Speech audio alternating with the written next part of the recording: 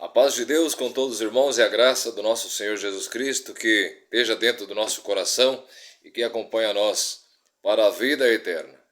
Irmãos, graças dou a Deus por esta oportunidade que o Senhor oferece a nós de podermos relatarmos sobre um pouco da palavra de Deus e comentar sobre ela. Hoje senti alegria e veio na mente assim de comentar sobre no tempo da lei de Moisés, como que era feito a parte das ofertas, como que os sacerdotes eles entravam dentro do tabernáculo, né? Como que era oferecida as suas ofertas, como que era recebido, né? Como que eles comemoravam.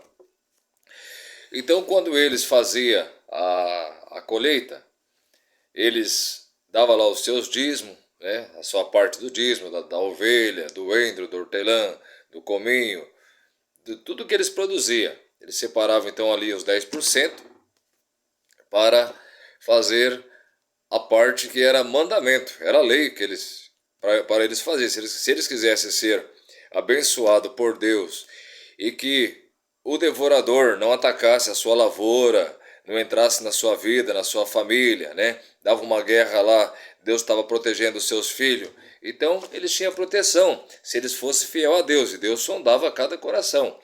E outra, eles precisavam ser participantes da palavra, porque quando o Senhor permitiu que a tribo de Levi ficasse com o serviço sacerdotal, era para atender o restante de Israel, porque o Senhor falou, para que não haja fome no meio do meu povo, porque aquele tempo, vamos supor, ia lá um pai de família para a guerra, morria na guerra e deixava 10, 12 filhos, até mais, e a viúva não tinha trabalho com as crianças pequenas, não tinha como sobreviver.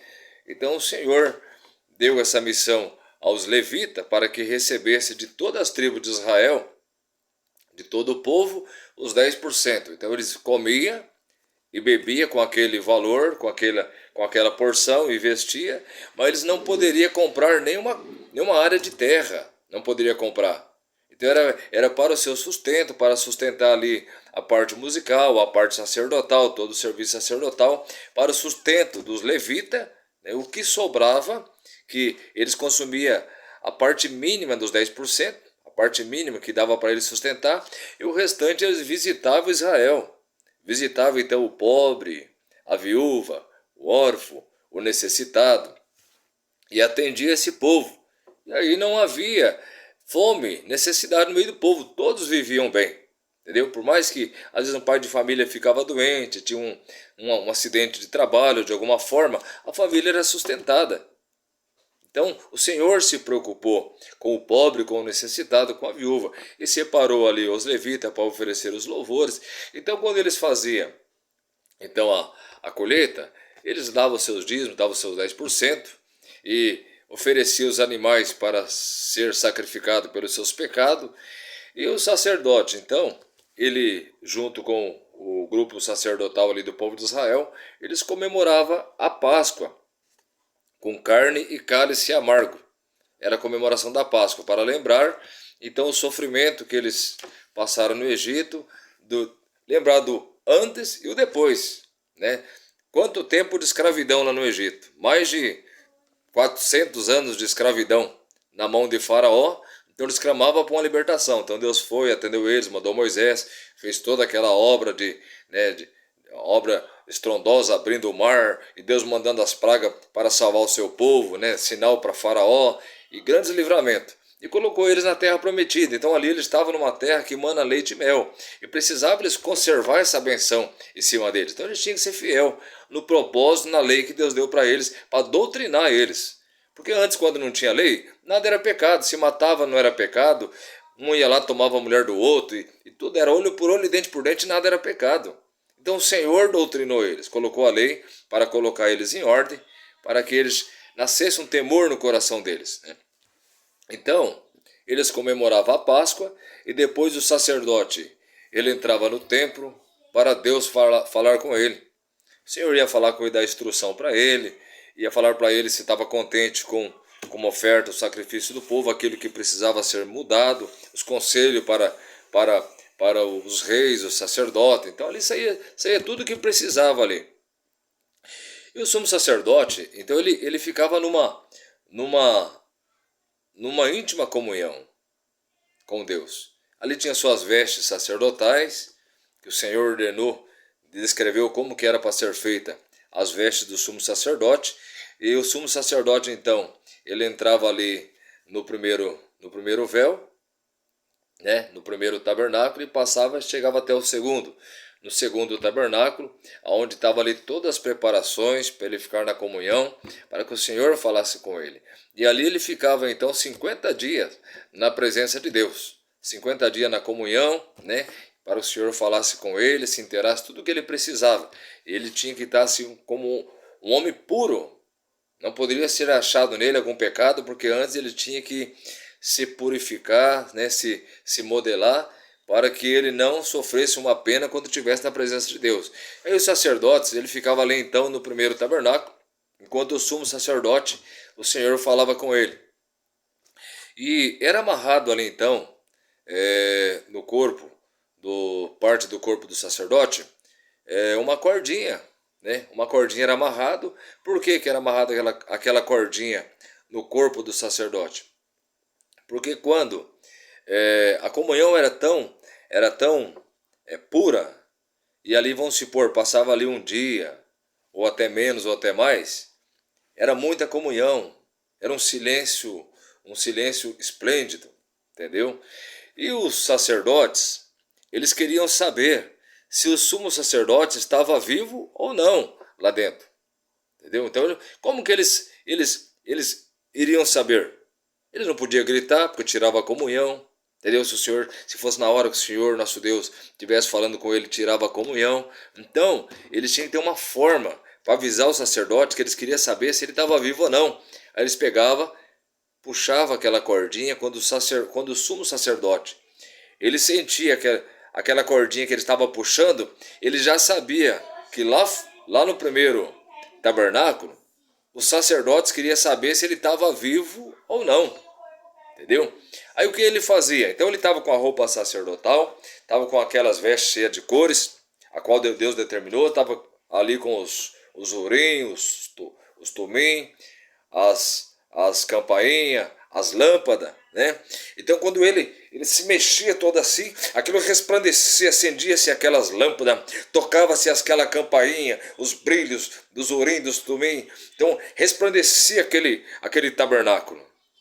Quando isso acontecia, lá de fora, o sumo sacerdote ouvia o barulho das campainhas, né? E via o esplendor, acendia, né, pelas vestes sacerdotais dentro daquele templo. Eles começavam a dar glória lá fora. Eles diziam glória, glória a Jeová, né? E davam glórias a Deus lá fora, de todo o seu coração, alegria, porque sabia que o Senhor estava aceitando a aceitação. O sacerdote estava ali na presença de Deus, firme na comunhão, e ele passava a mensagem para o Israel lá fora. O Israel, quando ouvia a mensagem, eles glorificavam a Deus, era festa no meio de Israel. Então assim, eles entravam na presença de Deus. Deus se alegrava com a atitude deles. E eles preparavam então ali a festa, porque depois que o sumo sacerdote cumprisse a missão dele, os dias que ele precisava de ficar ali então na presença de Deus, ele sairia para dar a notícia para o povo de Israel. Eles deixavam ali uma festa então já preparada, uma festa de comes e bebe, para quando inteirasse os 50 dias, quando o sacerdote falasse assim, olha, Deus aceitou a nossa oferta, os nossos dízimos, os nossos sacrifícios. Então, ele ia relatar para o povo que Deus tinha aceitado tudo isso. E quando o povo ouvisse essas palavras, aceitação de Deus, eles iam se alegrar, porque daí eles iam saber que o outro ano ia ser próspero. O outro ano ia ter a benção de Deus, ia chover no tempo certo, ia produzir, as plantas iam ficar bonitas, eles iam colher, então eles iam ter fartura. Então ali eles comemoravam, né? Era chamado dia de Pentecoste, porque era 50 dias depois da Páscoa. Aí eles comiam e bebiam. Então a festa de Pentecoste não tinha nada a ver com falar em língua, não tinha nada a ver em curar enfermo. Alguém fala, você é pentecostal? Quer ser um crente pentecostal? Não existe cristão pentecostal. Porque os pentecostais, essa lei foi lá para Israel. Lá para Israel. Israel, ainda a maior parte das tribos, a maior parte deles não crê que Cristo veio. Estão esperando o Messias. Então, para ser um pentecostal tem que ser israelita. Para comemorar essa festa, tem que fazer parte da lei de Moisés, fazer parte dos planos de Deus com a lei que Deus deu para Moisés. Então não tem como falar assim, eu sou um crente pentecostal. É mentira. Estão mentindo. Não existe cristão pentecostal. Olha os discípulos, os apóstolos. Eles eram pentecostais antes de conhecer a Cristo. Quando eles conheceram a Cristo, eles deixaram de ser pentecostais e se tornaram discípulos de Jesus Cristo para a salvação. Então, há uma grande contraditória nisso daí. Quando eu passo perto de um templo aí, a gente vê lá a igreja pentecostal. É uma igreja mentirosa. Estão mentindo para o povo. Porque ali para ser uma igreja pentecostal, tem que estar cheio de israelita ali dentro. Ali dentro tem que estar da tribo de Judá, de Neftali, de Zebulon. As tribos de Israel tem que estar ali dentro. Cadê os levitas? Os levitas de verdade. Os levitas. Alguém fala assim, alguém canta aí fora aí, nas igrejas para ganhar dinheiro, para fazer nome, fazer fama, ganhar dinheiro, né? Eu conheço alguns aí. Vai nas igrejas por igreja cantar, usar o louvor cristão para cantar, para ganhar dinheiro. E fala que é levita, tem o dom de levita. É antibíblico isso daí. Os levitas, eles não só cantavam, como eles ajudavam o pobre. Eles tinham uma missão. Eles tinham o sacerdote, tinham o sumo sacerdote. Então ele fazia a remissão de pecado para os pecadores, né? Matando ali os cordeiros, pombinha, e mandava lá o pecador lá no deserto para ficar lá um tempo lá para sarar as suas lepras. Quando voltava, se diminuía, via que era enfermidade. Se aumentasse, via que era pecado que estava escondido. Então tinha que passar pela purificação. Então é um processo longo tem que passar para dizer que é um israelita. Entendeu? Então, aí o que acontece? Nós deixamos o fardo leve que Cristo deixou para nós e queremos pegar o fardo pesado que nem era para nós, gentios. É isso que é uma confusão. Mas o dinheiro é uma ganância no coração desses pregadores. Entendeu? Eles estão invadindo a casa da viúva, a casa do órfão, a casa do necessitado. Tudo pode roubar, pode fazer tudo. O importante é trazer o dízimo aqui. Mentira. Mentira. Entendeu? O dízimo não salva ninguém. Lei de Moisés não salva ninguém. Não tem promessa de salvação na lei de Moisés. A promessa de salvação veio por nosso Mestre Jesus Cristo. Então isso nós temos que entender. Então, os pentecostais, né, estavam lá quando o Senhor Jesus falou para os discípulos, veja bem, não vos ausenteis de Jerusalém, até que o sinal venha do alto, até que eu possa vos revestir do alto.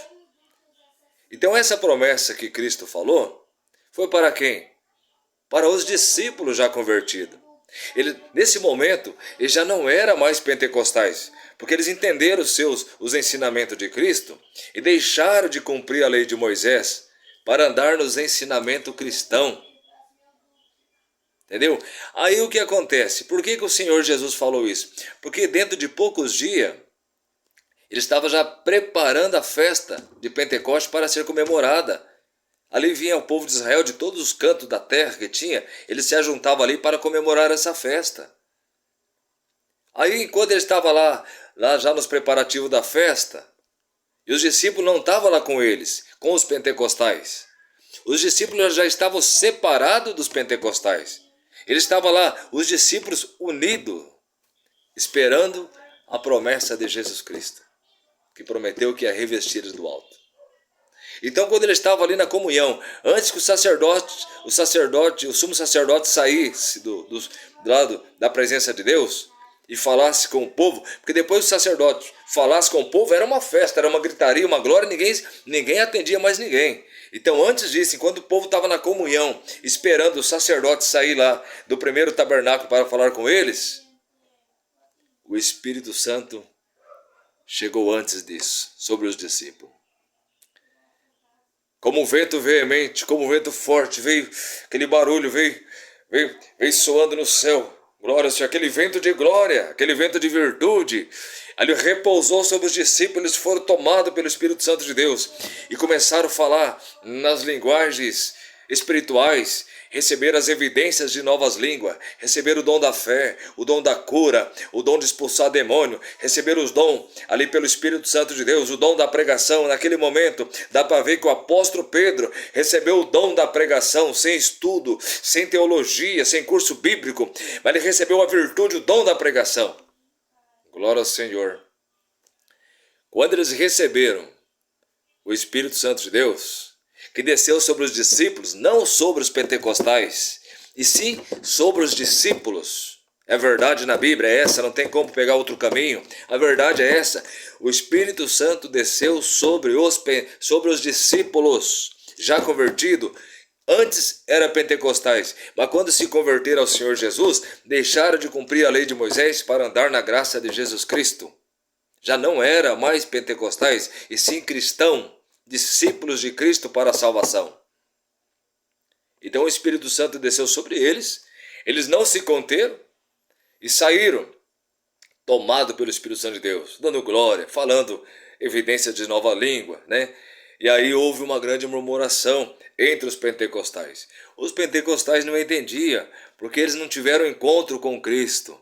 Eles ainda não eram participantes das palavras que ardiam seus corações. Eles ainda não tinham sido visitados pelo Espírito Santo por Jesus Cristo. E quando uns deles falavam, esses homens estão bêbados, esses homens estão embriagados, estão cheios de mosto. E outros mais desconfiados diziam, não, mas esses homens aí, algo está acontecendo diferente, porque eles são daqui, mas estão falando na linguagem lá do meu país. Eles entendiam a linguagem, a evidência de nova língua, conforme ele era o país deles, eles entendiam na linguagem deles. E aí, naquele grande alvoroço que estava tendo ali, o apóstolo Pedro já manifestou nele o dom da pregação. Glória ao Senhor, o dom de ensinar pelo Espírito Santo de Deus. O dom das palavras, falar e entrar dentro do coração e entender o recado que Deus quer. Entender a direita da esquerda, entender o que é certo, andar no caminho certo. Conhecereis a verdade vos libertará. Sair das confusões desses homens, dessas religiões que é confusão. O Senhor falou, não sejais um religioso. Senhor, aonde eu vou te adorar? No monte de Gerezim, em tal lugar. O Senhor falou, os meus verdadeiros adoradores me adorarão em espírito e em verdade. Não tem outra forma de nós adorarmos o nosso mestre. Não é um templo de tijolo, barro, areia, banco que vai salvar nós. Mas é o templo que é a nossa estrutura espiritual diante do Senhor. E o Senhor falou, sacrifício e oferta e obrações pelo pecado não quiseste, mas corpo me preparaste. Porque é o templo onde o Senhor precisa usar de nós. Então, quando o apóstolo Pedro pregava para os pentecostais cheios de confusão, não entendia nada. E o apóstolo Pedro dizia, varões e irmãos, o que está acontecendo com esses homens? Eles não estão embriagados. Por acaso a 9ª do dia, caso que alguém esteja embriagado? O que aconteceu com esses homens diz respeito à palavra de Jesus Cristo, os ensinamentos, a sua doutrina, o seu caminho de salvação, que nós recebemos, que não tem nada que se compare a esse caminho. E o apóstolo começou a relatar sobre a vinda, sobre a missão de Cristo, sobre o que ele estava vivendo naquele momento pelo poder do Espírito Santo. E aquela multidão parou para ouvir a pregação do apóstolo Pedro. Glória ao Senhor, um homem sem letra. Aleluia, mas aqueles homens, muitos deles estudados, começaram a entender o recado pelo Espírito Santo de Deus, que havia um caminho de salvação, ali havia uma doutrina que podia salvar, que era potente para salvar. Glória ao Senhor, uma doutrina que era de graça recebe, de graça dá. Era uma doutrina da obediência a Cristo, a obediência à salvação. É o temor da palavra, é o temor da salvação. E quando Pedro pregava, aqueles homens disseram, e agora, varões e irmãos, o que faremos depois dessas palavras que compungiu o nosso coração? Querendo dizer, ardeu o nosso coração de alegria, sentimos aqui a presença e a glória de Deus. O que faremos então agora? Isso está em 2 de Atos dos Apóstolos. A pregação de Pedro e essa parte, a pergunta deles. 2 de Atos dos Apóstolos, versículo 37. E o apóstolo Pedro e os demais apóstolos disseram: arrependei-vos a cada um de vós e seja batizado. Batismo é sepultura. Morre o homem velho, morre a mulher velha, nasce o homem novo. Deita o homem velho nas águas do santo batismo, que simboliza o sangue que o Senhor Jesus derramou no duro madeiro da cruz. Aí fala aquela parte das almas que foram lavadas no sangue do Cordeiro de Deus. Deita o homem velho e nasce um novo homem. Deita a mulher velha e nasce uma nova mulher. Mas para servir a Deus e Jesus Cristo em novidade de vida e espírito, não nos modos antigos. Entendeu? Vai ser um novo homem. Se ele era de falsas religiões, agora ele vai aperfeiçoar na verdade da salvação. Ele vai buscar a salvação. Então é diferente. A missão é salvação. Cristo veio para nos salvar. Ele não veio para querer deixar um mais sábio do que o outro, um mais cheio de vanglória do que o outro, um mais sabido do que o outro. Não. Ele veio para fazer nós entendermos a salvação.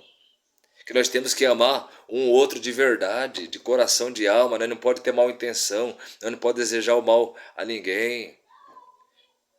O Senhor falou que até no repartir do pão nós temos que ser unidos. Não adianta nós estamos comendo um churrascão aqui, ó, né? E o nosso irmãozinho está passando fome do outro lado. Isso não é servir a Deus. Não adianta o nosso banquete estar cheio e nós ouvimos o choro de uma criança com vontade de tomar um leite e a mãe não tem um dinheirinho para comprar uma caixinha de leite ou um litro de leite para uma criança e nós ter para ajudar e nós se encolher. Isso não é servir a Deus. Não adianta nós pegar os 10%, né, 100, 200 mil, 10 mil reais e lá ser fiel para o pastor ver que nós estamos ser fiel, mas amanhã o pobre passar na nossa mente e nós não ajudar o pobre. Não adianta nada. Então fazeis essas coisas, quer cuidar do pobre, o necessitado, a viúva, o órfão. Fazei essas coisas e não omitir aquela. Não deixar de omitir aquela que é o juízo, a misericórdia e a fé. Entendeu? Então, irmãos, quando o apóstolo Pedro pregava esse caminho maravilhoso, e já não era mais pentecostal, aqueles pentecostais que ouvia, eles creram na obra, creram na salvação. E quase 3 mil pentecostais que estavam ali para participar da festa deixaram de ser pentecostais e desceram as águas do santo batismo e foram batizados.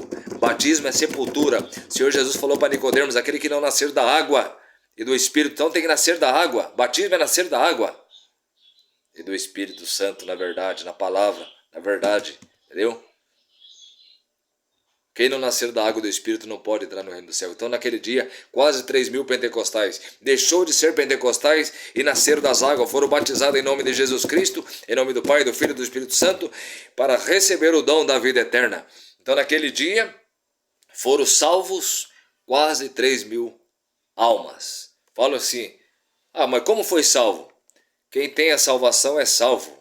Aqueles que crêem na verdade, da salvação, na graça, que é de graça dá, de graça recebe, crê no caminho apostólico cristão e recebe a verdade, ele é um homem salvo, ele recebe a salvação. Paulo dizia: somos salvos para servir a Deus. Aí quem não entende, ele fala assim: não, nós vamos servir a Deus para ser salvo. As coisas de Deus não é troca. Deus já garantiu a salvação para nós. Pelo sangue de Jesus Cristo, já comprou. Quando nós obedecemos, passamos nas águas do santo batismo, já foi comprado a salvação para nós. Temos a salvação não por direito, mas por graça. Porque se é por direito, já não é mais por sacrifício de Cristo. E se é por sacrifício de Cristo, pelo sangue de Cristo no duro madeiro da cruz, não é por direito e nem por obras. É de graça. Pela graça, nós somos salvos, porque nós não tínhamos condição de pagar o direito da liberdade da nossa escravidão. Então, recebemos de graça. O único requisito que Cristo quis de nós foi amar a Deus sobre todas as coisas e ao próximo como a nós mesmos. Se nós amarmos a Deus, nós não vamos atrás de outros deuses, Nós vamos amar o seu Filho Jesus Cristo. E se nós amarmos o seu Filho, vamos amar a sua doutrina maravilhosa. Vamos amar o caminho apostólico cristão. Vamos crer que tudo que ele ensinou os apóstolos e passou para nós é verdade. Vamos inteirar na salvação. E se nós amarmos o próximo, o que nós não queremos de mal para nós não queremos para o próximo.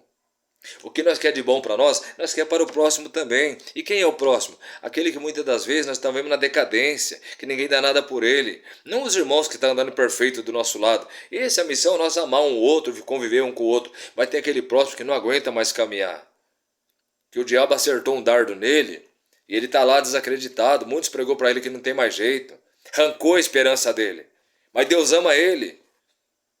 E o apóstolo Tiago falou assim: aqueles que recebeu a verdade e desviou da verdade, foi lá para o mundo, está lá jogado nas traças, na mão do inimigo. Mas algum crente aqui, ó, que se diz crentão, ir lá e pregar para ele e falar: filho, aí não é o seu lugar. Arrepende e volta para o caminho. E se ele se arrepender, o Senhor falou na palavra, lá em Tiago: Deus cobrirá uma multidão de pecado e salvará uma alma. Então, irmãos, não somos pentecostais, não somos israelitas, não somos levitas, porque os levitas até hoje eles rejeitam Cristo. Ah, mas a minha igreja é pentecostal, então nós somos negantes de Cristo, não somos servidores, não somos observadores da palavra e cumpridores. Então não vamos ser enganados, não vamos ser enganados. Hoje o povo está fazendo uma